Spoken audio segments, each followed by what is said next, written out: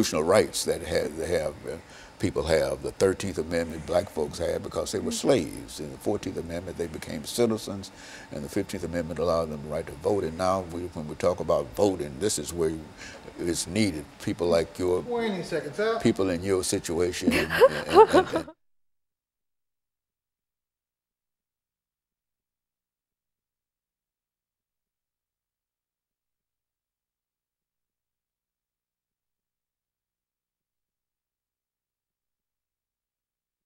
Thank you, and welcome back to the final segment of the show for today. We're talking to Alana McLaughlin, and she's giving us some information in reference to anti-Islamic sentiment in the United States of America. Now, Alana, you've covered quite a bit of information during the first and second segment. Let's give you the opportunity during the final segment to deal with some of the other aspects of this anti-Islamic sentiment. All right, and so if you're just tuning in the second segment, I talked about one personal experience that I saw anti-Semitism. Sentiment, oh my God. Sentiment going on towards a man who was carrying a Quran. He had on a traditional dress from some country. I'm not quite sure because I haven't really taken any cultural classes. But he wasn't American. He was carrying a Quran, so I'm going to make an inference that the man was a Muslim.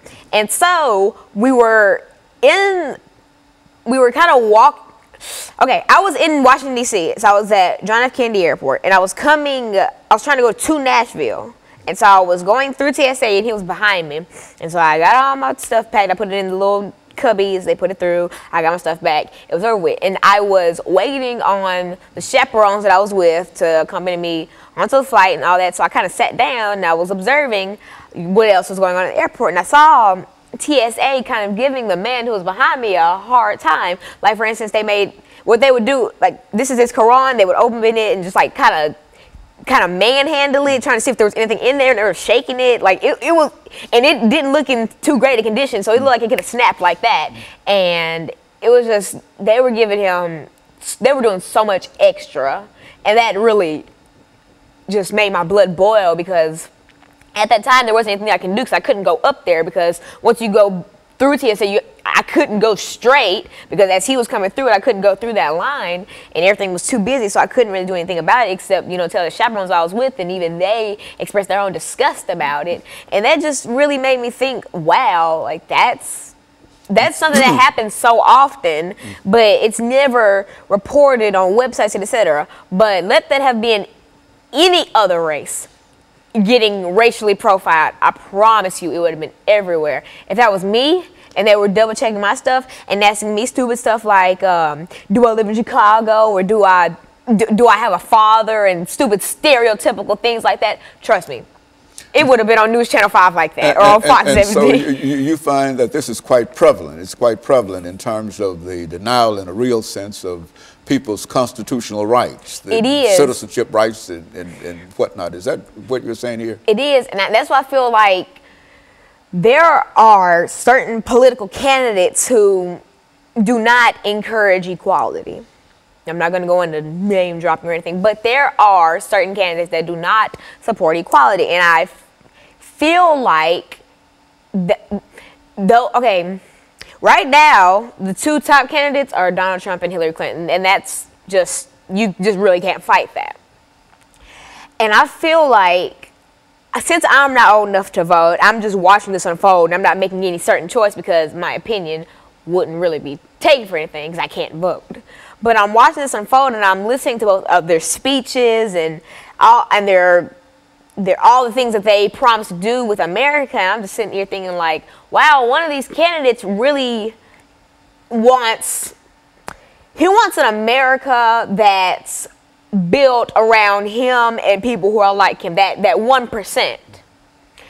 And I don't feel like you could really be a president if you don't think about other people, because running a country, you have to put others before yourself. You have millions of people who are looking up to you, who are abiding by your rules, and if you exclude them from some of the things, A, that's not right, and B, that's dangerous. Lana, in your category, in your age group, I know you're not old enough to vote yet, but do you find that there's any kind of sentiment in reference to what is going on from a social level, from a religious level, among the people that you meet every day? I mean, is there any recognition? I see so many sentiment, not even just Islamic.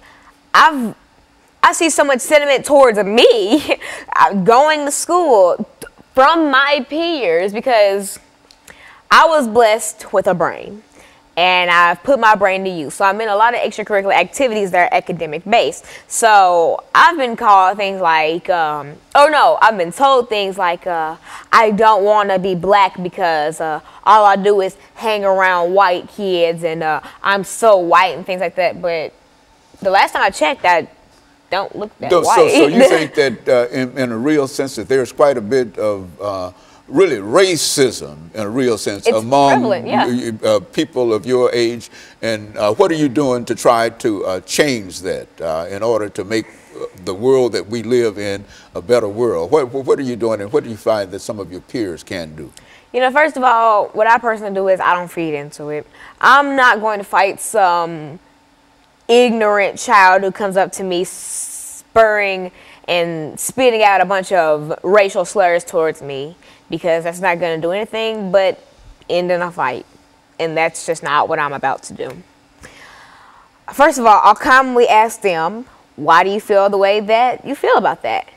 And if they have sense enough to give me an answer, I'm not going to bash them for that answer, because they probably, because see, racism, you're not born racist, you're taught racism.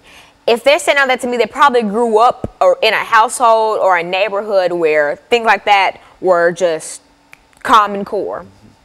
And so I asked them, say, let's make a mock conversation. You're so white, all you do is hang around white kids. Well, why do you think that I'm so white? Because all you do is hang around white kids. Well, it's not necessarily my fault. Say if I'm in a homeroom that's basically, in a lot of schools, they choose your classes by test scores. And so there will be, say, 6 teachers that have 2 advanced, 2 proficient, 2 basic, or a basic and a below basic. And so it is not my fault that in, say, a certain school, there are a lot of advanced students who just so happen not to be African American. That's not my doing, and I didn't ask for that to happen. And if I hang around all white kids, I just hang around my homeroom, because those are the people that I know. And if if the majority of them happen to be white or German or Irish or just non-African American, then that explains why I have so many friends who are not African American, because that's not who I'm in class with. I have plenty of African American friends. I'm in plenty things where I'm with plenty of African American people. Like, for instance, when I went to the Junior National Young Leaders Conference, it was a melting pot full of people. Like, there were so many different races. We even had a girl from Germany come. Like, it was just an awesome thing, and I got to learn about so many different cultures, and it was just so eye-opening. And so, Alana, today what you're saying here is that while there might be anti-sentiment, whether or not only against Islamic and et cetera, that you believe that everybody ought to try to practice not only love, but recognize that each person has the 13th, 14th, and the 15th Amendment rights, and that they ought to be free, and everybody ought to be equal. Is that what we're trying? Is that what you're trying? Speaking of those, the 13th Amendment banned slavery. The 14th gave us citizenship, and the 15th Amendment, people need to go out and vote. It's voting season right now. That is the biggest thing I want to emphasize.